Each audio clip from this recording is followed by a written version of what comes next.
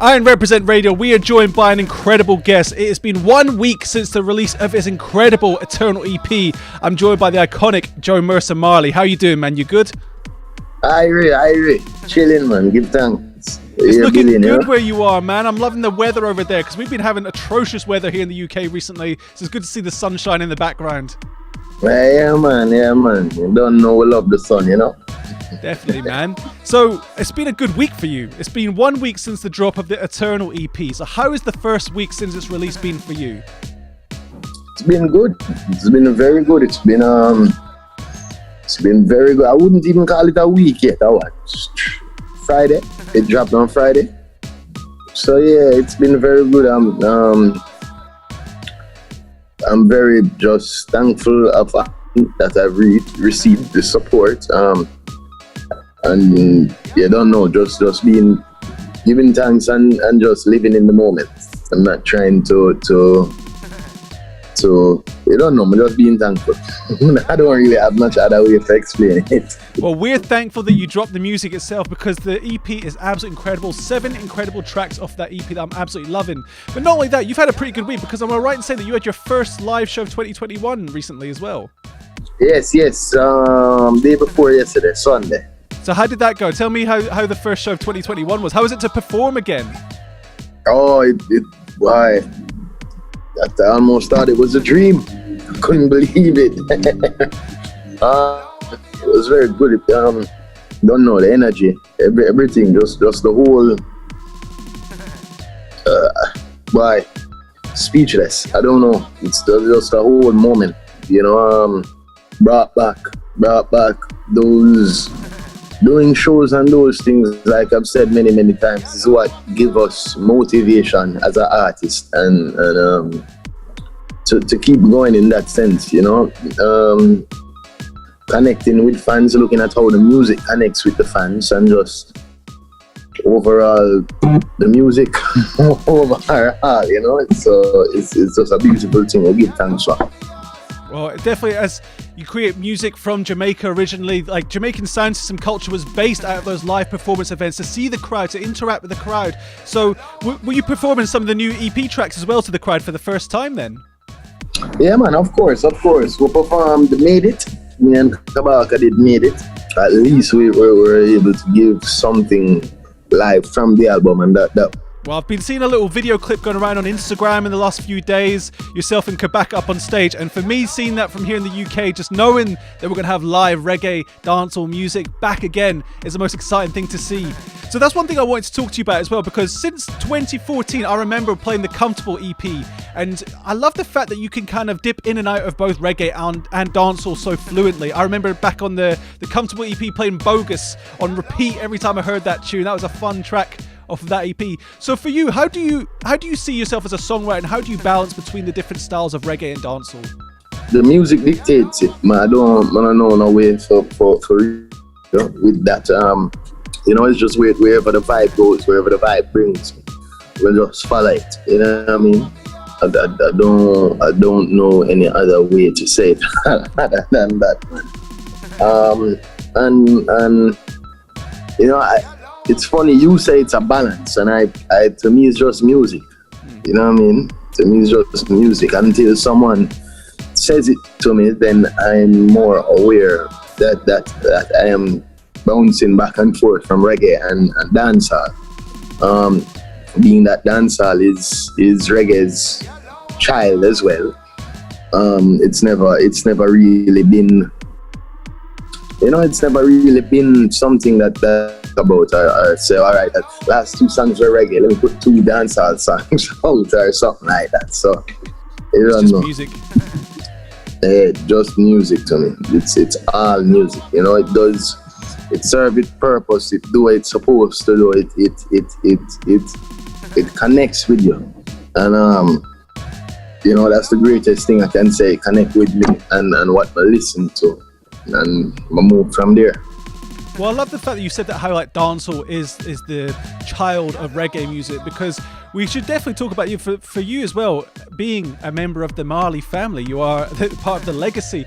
Like, how has it always been for you as a songwriter throughout the years, being affiliated with the wider family? Of course, you know, the Marley name is absolutely iconic in reggae and music in general. So were you always writing music from a young age? Because I think it's the songwriting that I really see that yourself and your family really kind of go beyond everyone else in the game right now. In terms of songwriting, oh yeah, well, give thanks for that. Songwriting, boy, wow. Well, what do you think? How long you think we've been doing this for?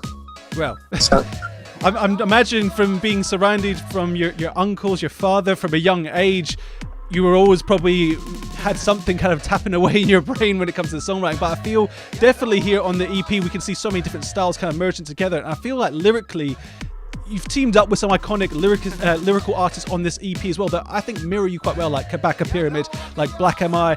Like, there's a lot of artists that you surround yourself with that. But I see you as one of those champion artists that are really leading the future of reggae dancehall and that sound, and it's come from the high quality lyrics. Like, have you always been writing these lyrics? Oh yeah, in that sense, of course, yeah man. You know, once again, it's the vibe is the vibe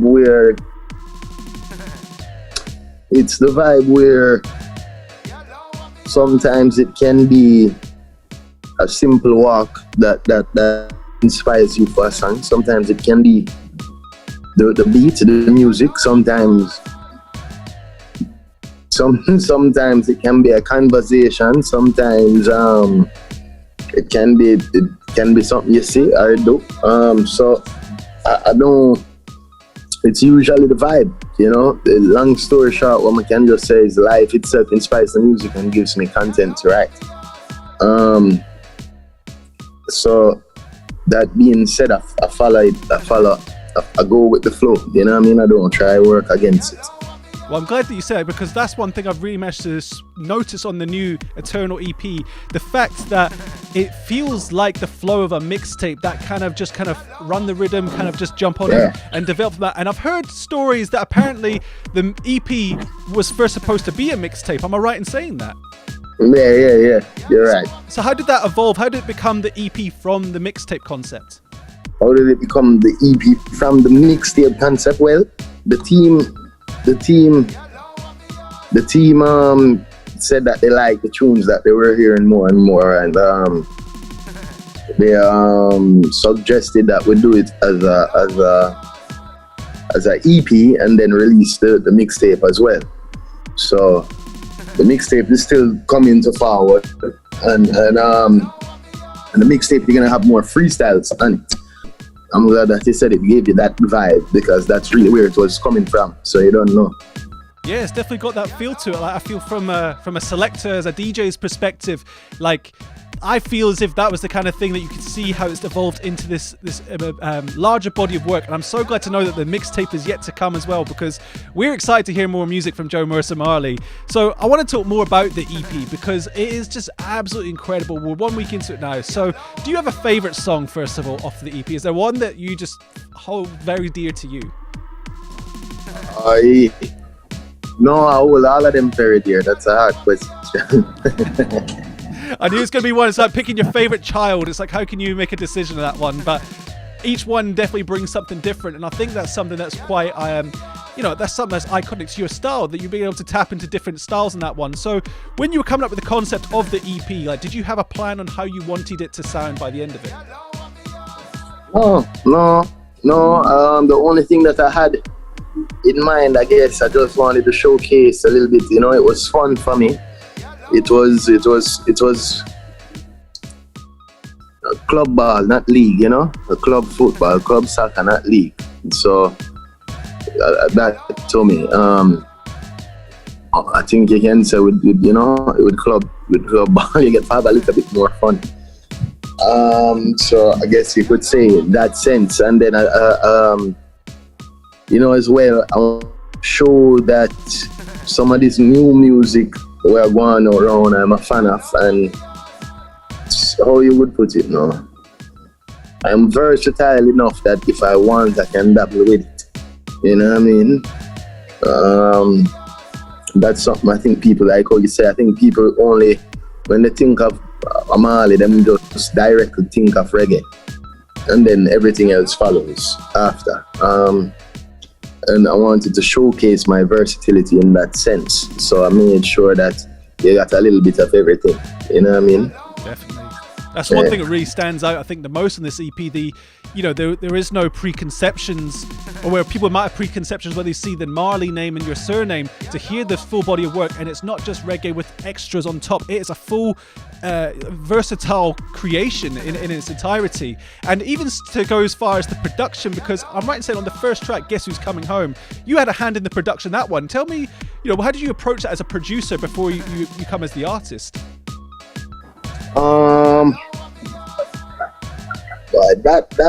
That I do. That's well, producing is what I originally did first before I became an artist. I always love making beats more than becoming an artist. And some of my peers kept telling me that, you can do this, you can do that. Follow up with it. And long story short, but production has always been my first love. Drums is always my first love, my go-to thing, even to nowadays.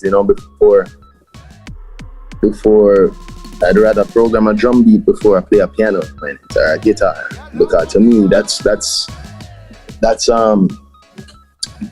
what gives me direction. From I have that, I can decide where else may I go. And that's kind of the same thing that happened. Guess Who's Coming Home? I was listening to a lot of other music, and the Guess Who's Coming Home was somewhat of me saying, I want to do something like that, but I don't want to do that, but I want to do something like that. And then I thought that maybe I wanted to put a little bit more like some dubstep sounding drums, harder hitting kicks, the snare. No More Will I Roam, I believe, is the song that influenced Guess Who's Coming Home. Yeah. So it was that started it. It was just listening to the song. You know what I mean? Everything else was done fresh and new and quite fast.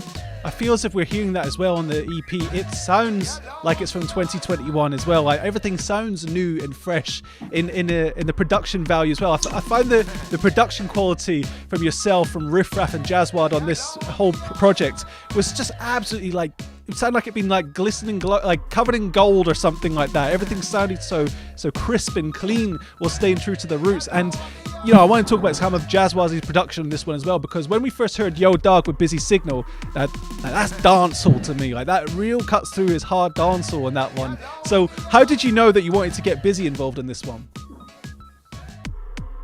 I didn't know. Busy surprised me when he said he would like to be on the song. So right. So that was just a wow moment for me, But yeah, it was just a whole moment when they played the tune to Busy and he said, "Boy, I like it, I want a verse." And that was, everything else was history. I've always wanted to work with Busy. I've always been influenced from him. I'm growing up, coming up. I used to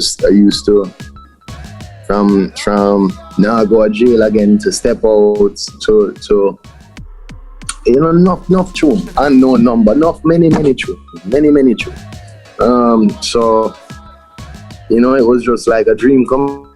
Well, it definitely came together so well, and it's one of my personal favourites off the EP too. But I think my personal favourite, my top track is Thinking. I'm loving the production now with that rude boy style on Thinking. Maybe that's just me as a dancehall fan as well. So was that something that was a bit more fun for you to create? Was that the kind of energy you were bringing on that recording? Yeah. That was just me having fun lyrically. I was writing a girl's truth. None of it is like me's not no gallus or anything in that sense. But you know, I'm more of a family man. But that was just more fun for me lyrically. Just that was one of them where it was just scrimmage. It was just fun. It you know, it made me laugh writing it, and I hope that it gave that kind of enjoyment as well. And you know, I thought as well too, why we even decided to keep that song was because of those things, and we think that it was very, you know, essential as well in the music. And for people know, say, yo, sometimes I don't have to write a serious song. Sometimes it don't have to be, you know, sometimes I just want to have some fun with myself too. And free up a little bit, you know, make two joke, ray, like whatever. So that was that there. Well, I love the fun vibe, because another fun vibe around this EP is the music video to Made It with Kabaka Pyramid. How was that shooting it? Because I love, again, it feels fun again with the, you know, the big cars, the houses, the going to the 9 to 5 as a valet parking attendant. Like, you know, I feel as if that was a very fun video shoot as well. Did you channel that same energy through that? Of course. You know, and we wanted to make sure that people have a video that them can also relate to more than anything else. You know what I mean? And in that being a sense too, it's also, you know, going through the day of a 9 to 5 and still trying to while still keeping your aspire and working on it as well while you're on the 9 to 5, or checking in and such forth. So it was one of those things. And the video, you know, it was just a lot of those things with the big house and the car. That was all a dream in the video. That wasn't at the end of the video where you hear the phone ring and I wake up again. That's me realizing, that was just all a big dream, and I have to really go back to this valley. I thought I just told him I quit and you know, that whole thing there. So yeah, it was very fun. Big up Trabas. Trabas is also, you know, help brought some life to it and bring that fun there. So, and you know, he's a hard-working person, very serious when it comes to bass again. Well, there's another track off the EP that I want to talk about as well, because I feel as if this was maybe a bit of a curveball collaboration, and that's a collaboration with Melly on this one, on Company. When you first came up with the collaboration with Melly then on Company, like, how did that kind of come about? Because when we see the collaborations like Black and Maya on No Way Out, Kabaka Pyramid on Made It, Busy Signal on Yo Dog, like we know these artists in reggae and dancehall music. So Melly was a bit more of a different step in a new direction. What made you want to collab with Melly so much on this track? How did it come to be? That as well to just happen naturally, I guess, in a certain sense. Melly is a dope artist from New York, Moret. I've known some of her thing them with like Meek Mill and you know, I've listened to some more of her other music, and you can tell, say it's a little bit more raunchy. And she don't hold her thoughts. So on Company, I thought that it would have fit best with that whole dynamic there, you know what I mean? And you know, she has a rapper as well, so it was only natural for it to happen. Well, I was even researching about it before. I didn't even know she went to the same school as A$AP Rocky in New York as well. So I feel as if coming from that background, you're always going to have rap as part of your upbringing and your culture there. Well, New York are the birth of them place there, so you know what I mean? Definitely. And well, I suppose even in New York, with rap music, if we didn't have reggae, we wouldn't have rap. If it wasn't for Kool Herc, who was a Jamaican in the 70s, putting stacks of speakers in these block parties in the 70s, they wouldn't have hip-hop, they wouldn't have rap. And this all came from Jamaica, so it's good to see it all come back around again. Of course. Kool Herc, KRS-One, Marley Marl, for them, you know, we make sure someone knows history about them things as well too. Knowing that as well, as you say, you know, it is a child of the culture, of reggae, of dancehall, of toasting on a microphone till it's what it is now. You know what I mean? So one of them things there. So I just felt natural. Well, I'm so glad it came together because the EP is absolutely incredible and is out everywhere now. We're 1 week in, so guys, if you haven't listened to it yet, that is your homework today, to listen to the full Joe Mersa Marley Eternal EP. But you've got to remember, we are on the Gully B show, and one thing we do on the Gully B show is we check in with the artists and we find out what their top 5 songs are that inspired them, that they hold dear memories to, that are just uplifting their vibes. And Joe Mersa, we got to know, man, what do you want to draw for as the first pick of the top 5 today? First, Bob Marley, One Love. Absolutely iconic tune. Joe Mersa, for you, of course, that must be an iconic song for you, with Bob Marley being your grandfather. What was it like hearing that song growing up and learning about what your connection is to that song? Like, how important was that song to you? Well, very important. It's the message of love and one love, and there can only be one kind of love. You know what I mean? So that's why that song there is very inspirational to me. Well, I'm so glad you picked, because I actually interviewed your cousin Skip last year, and he picked that same song in his top 5 as well. So I'm glad, you're all thinking alike in the Marley family, and that's the root song there that everyone can link back to. Okay, bye. So we need to know what's going to be the second pick of the top 5 today for Joe Mersa Marley. What do you want to go for? Stevie Wonder, I just called to say. Joe Mersa Marley, like, that's maybe not the song that most people would jump to, assuming that you would be the one to pick for today. Why was that song so important in your top 5 today? I always just love that song, and it's something. The message is, once again, is of love. So it's, and I'm a huge fan of Stevie Wonder's. So that was one of my favorite tunes of his. You know what I mean? But yeah, man, I just called to say I love you has always been. It's is one of them generational songs that I sang it as a child, and even my daughter sings it every now and then to me whenever I play it. So it's one of those things. It's an absolutely iconic track. I'm so glad you picked it on today's show. So we need to know what you want to go for as the third pick today then. How you feeling? What do you want to draw for? Plastic Smile, Black Puro. Really incredible track, that one. And also, they were the first reggae artist to ever receive a Grammy as well. So, bit of Grammy trivia there. So why is that song so influential to you? What was the inspiration for that one? I think the song says it all, man. No show, I not eat, no plastic smile can't work, man. I think that is why, you know what I mean? Just be real. Just be real. Just be real. That's why I think that's one of those most inspirational tunes to me. And then, as an artist, it says that for me, don't only be myself. And if you fall down there and I be yourself, so don't give me no fake smile, don't give me no fake how you would have said personality. Man, none of them things there. You know what I mean? We can catch on to those things pretty fast. So that being said, you know what I mean? Just genuine. Well, that's one thing I feel that, your music speaks to that level. I said how earlier on that your lyrics are something that are so powerful and so well written, and I feel it all comes from a genuine place as well. So I'm so glad you picked that song today. So what do you want to go for as the fourth pick of the top 5 today? Then we can go with the Tupac, Keep Your Head Up. Absolutely incredible tune right there. Now, again, like when people hear Joe Mersa Marley, they're probably going to assume that all your influences were reggae, but that's a straight hip-hop iconic anthem right there. What made you pick that on today's show? I've always liked that song. I've always been a fan of Tupac as well, and to me and how I am with people, I rather tell you for.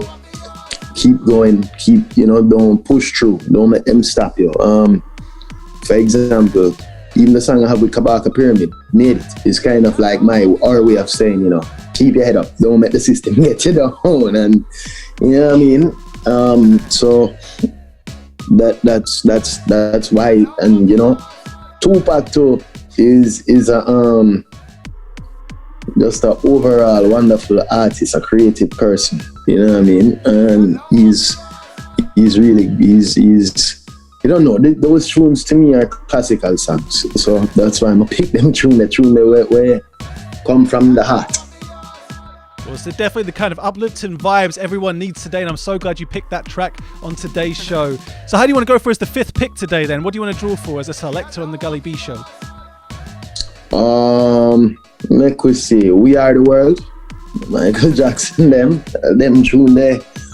Since I was a young youth, that's always been. I've always been a huge Michael Jackson fan. You know, my mom used to buy me the glove, and she used to get me a little fedora, hat, and the whole works. I used to wear the shoes and a moonwalk, and you know what I mean, moonwalk to some one drop and them thing. So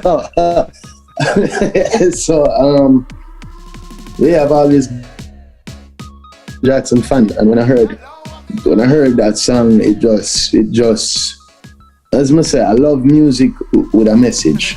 You know what I mean? And that song there definitely has message. There's other songs of Michael's that's you know,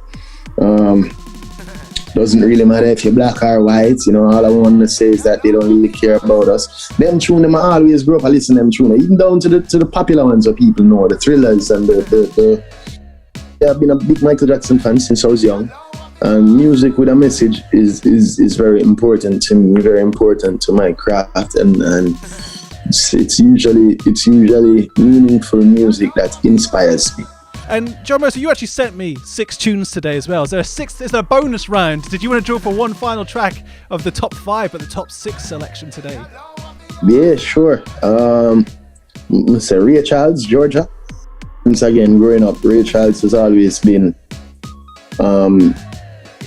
my father has always been a huge fan of Ray Charles, you know, and he'll tell you stories of like when he was a kid and when his father would come back with these records from America to come back to Jamaica from America with records of Ray Charles and you know, and I said that I'll sing over, my room has got 2 windows, the sun shall never come through.